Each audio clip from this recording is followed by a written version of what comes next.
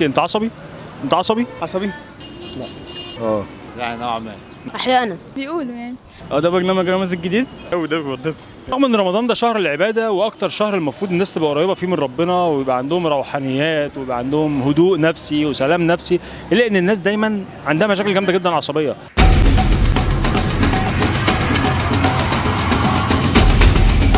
تعال نشوف الناس بتقول ايه عن رمضان وتقول ايه اكتر حاجه ممكن تعصبها في رمضان. صدقني هتنبهر.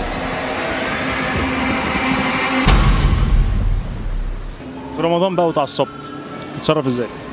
بص اقول لحضرتك حاجه، انا عشان بصوم واصلي لازم امسك نفسي. برود حلو. ممكن تشتم لما تعصب وتزعق والحاجات دي؟ بعد الفطار. يعني بتفضلي محوشه كل الشتايم لبعد الفطار؟ بعد الفطار خرجي كل بصراحه اوقات بشتم واوقات مش كل الاوقات. انتوا حظكم. لا يعني مش قوي يعني، بسيط، يعني يا ابني الحاجات بسيطه كده. حاجات على قد كده. الشتيمه بتاعتي بتبقى يعني محترمه، شيك يعني. حاجه شيك كده كده يعني. ستايل. بتشتموا في رمضان؟ الله في اي وقت بيشتموا.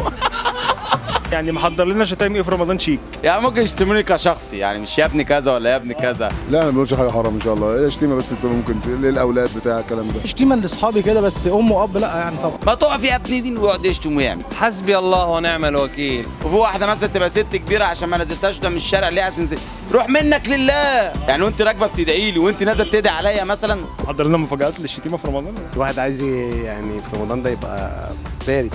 لا هو الواحد هو صايم بيمسك نفسه يعني ما بيغلطش. فعلا انت ما تمسك نفسك في الايام العاديه؟ ايه؟ لا بمسك نفسي يعني كده قد ما اقدر. قد ما تقدر. طب وفي رمضان هتعمل ايه على قد ما تقدر؟ في رمضان ربنا يسترها بقى. بستغفر ربنا بقول لهم اني صايم. يعني رمضان ده المفروض هو شهر العباده والمفروض الواحد يبقى قريب من ربنا اكتر، يعني ليه بنتعصب اكتر بقى؟ ممكن انسان ينرفزك بكلامه بتصرفاته. ندخل المطبخ. مرور المواصلات. الزبون، البني ادم البارد. ابقى واقف انا صايم وهو واقف عمال يشرب سجاير. اكتر حاجه ممكن تعصبني لما واحد يضغط عليا زياده عن اللزوم. زي كده؟ الله اعلم. اللي ينرفزك هو اللي بيعصب. ده حوارات كلها اللي يقول لك السجاير هتشرب. خلاص ازازه الميه.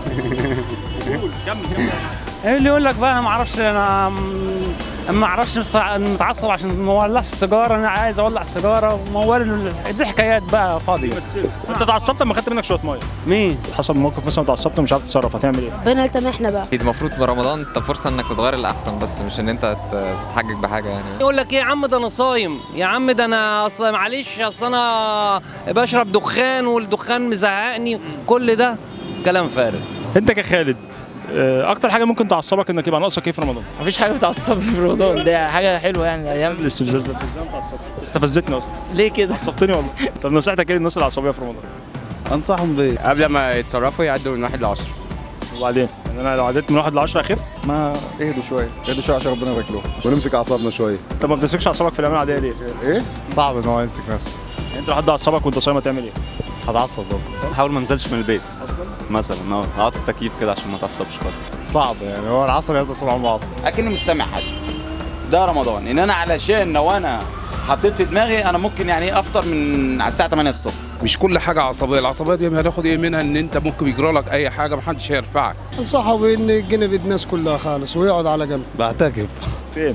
في البيت. لا انا كده في رمضان الجاي ناوي ان انا انام، لان على الجو ده مش هستحمل. هو الصيام معمول عشان الناس تنام؟ الصيام معمول عشان الناس تعبد ربنا وبتاع حاجه عادي، ويشتغل برضه عادي وكله عادي يعني. نام رمضان كله؟ لا بالنهار بس. فاحنا المفروض نهدي اللعب شويه في رمضان عشان نعدي. يعني المفروض يكون رايق كده وعلى مزاجه. واضح ان الناس ايه مشكلتها خالص مش في الحر ولا في الاكل ولا في الشرب ولا في حاجه، مشكلتها في البني ادمين. يعني البني ادمين هم اللي بيعصبوهم. الناس كلها كل ما تتكلم مع حد ايه اللي مضايقك في رمضان اكتر حاجه يقول لك الناس، في حد مستفز بيضايقني، في ناس بتعصبني. خلاص ما نتكلمش مع بعض بقى، خلاص احنا نخاصم بعض في رمضان خالص، ما حدش يتكلم مع التاني وربنا يكرمنا ان شاء الله.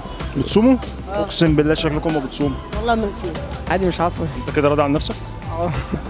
بلغ الساده المسؤولين ايه؟ الساده المسؤولين ان احنا متكحرطين قوي. يا عم ما تهزرش بقى، البلد جميله وهنروح في داهيه كلنا. والحياه زبادي في الخلاط وكل حاجه ماشيه زي الفل. انا حران شويه فده اللي مضايقني. انت عامل ايه؟ انت دخلت هنا ازاي؟ ورمضان كريم وكل سنه وانتم طيبين.